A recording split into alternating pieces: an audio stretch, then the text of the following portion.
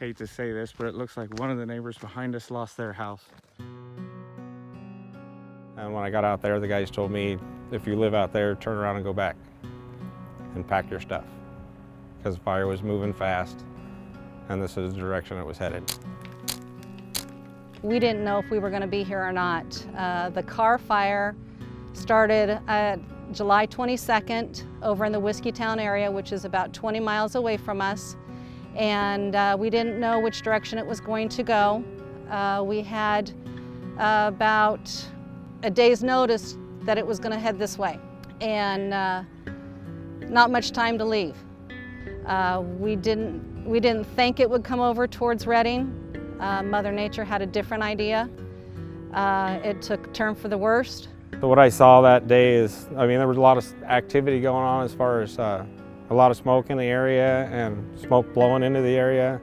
It's pretty much all gone. Saw a new plume of smoke that I hadn't seen over the hill. With the wind direction and the way it was moving, it was coming in a direct shot. So that was when I decided it was time for me to leave. You know, and I live out here, so I came back and started packing up my personal stuff and looking around the range at what we could try to save. The fire came over the hill, took out 45 to 50 of our backstops in the back part of the range, which means the Bigfoot Canyon, the meadow, the hillside, the ridgetop, those were all gone. If everybody shot it before, they know that used to be shade and 15-foot tall manzanita. Now it's just black sticks.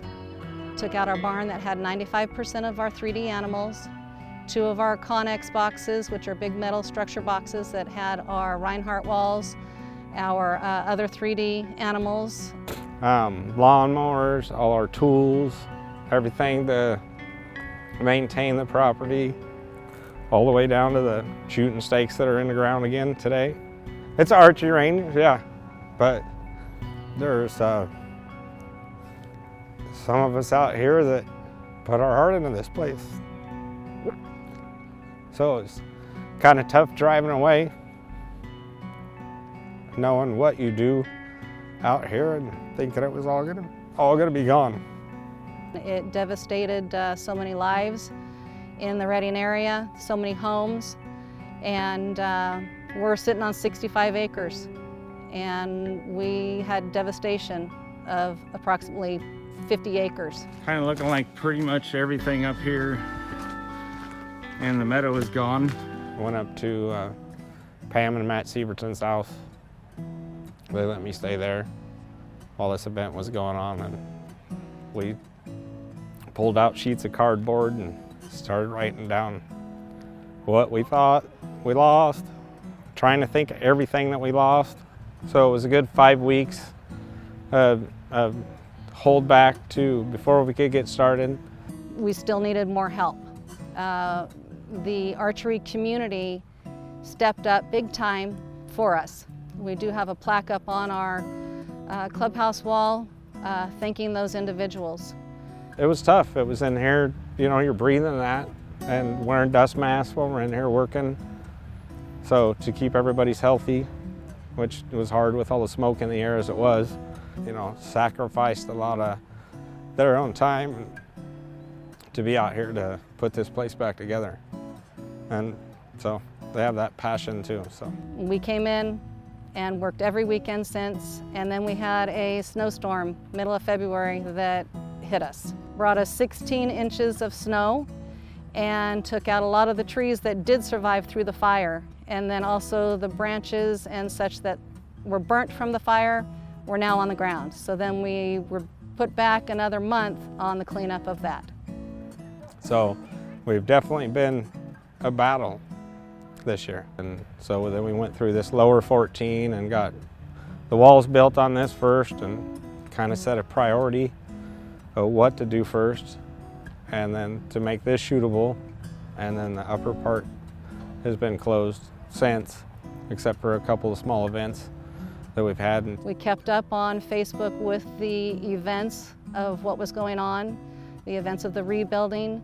Hopefully everybody likes it. Hopefully everybody was well informed. And here we are today for the 2019 Western Classic. We put our big boy pants on and started going to town. It's went to functional this year. Beautify next. We can clean stuff up and make stuff look better next year. Yesterday's basically about when we got everything finalized, where we kind of all sat down and went, okay. And then this morning we were waiting on animals to come in. And the one big target that we're waiting on is Bigfoot. So hopefully he's here before dark. I'd like to have him out setting where he usually is in front of the clubhouse in the morning, and then we pull him from there. It's an event coming here. The friendships you make, the new people you see, camaraderie means a lot to us. And we know how much it meant to the community by other friends meeting here at this tournament that they only get to see once a year. It's important for our friends to meet together, for everybody to gather here at this tournament. It's a special place in our heart, and we wanted to keep it special. Today was actually, besides for the normal chaos in the morning with the parking and everything else, it was, after a little while, it was just like, what are we doing? We're going to relax for a little bit.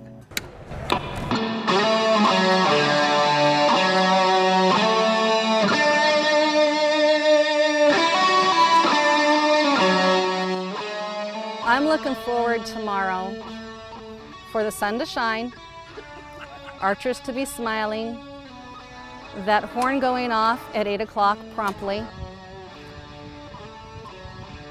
and the national anthem being played by one of our veterans, Mike Green, on his electric guitar, and with Wendy Hart, who is a life member of this range. We'll be singing the national anthem on Saturday and Sunday, and I'll be happy.